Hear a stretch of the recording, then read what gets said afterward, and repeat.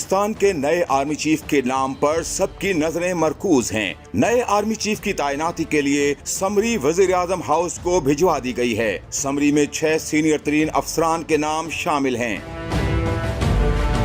Summary में मौजूद नामों में लेफ्टिनेंट जनरल आसिम मुनीर सबसे सीनियर हैं। उनके बाद lieutenant general Sahir Shamshad Mirza, lieutenant general Azhar Abbas, lieutenant general Nauman Mehmood, lieutenant general Faiz Hameed और लेफ्टिनेंट जनरल मोहम्मद आमिर का नाम शामिल है।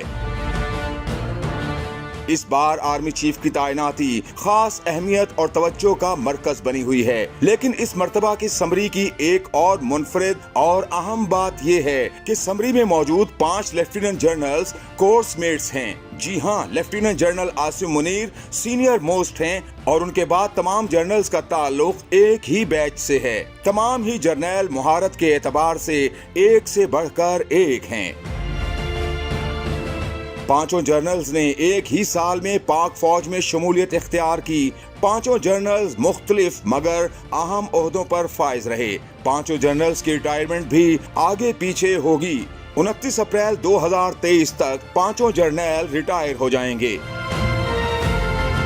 जहां ये बात काबिले फख्र है कि हमारे जर्नल इस पाए के हैं कि इंतखाब मुश्किल हो रहा है, वहीं ये अहम जिम्मेदारी निभाना मौजूदा हुकूमत खासकर वजीर आजम के लिए भी किसी चैलेंज से कम नहीं। सबको है इंतजार कि मुल्क की बहादुर फौज की कमान किसके हाथों में जाएगी। मौजूदा army chief general Qamar Javed Bajwa की रिटायरमेंट पर 29 नवंबर को चेन ऑफ कमांड की तब्दीली की तकरीब होगी, जहां रिवायती तौर पर साबिक आर्मी चीफ अपनी छड़ी नए आर्मी चीफ को पेश करेंगे और फिर एक नए दौर का आगाज हो जाएगा।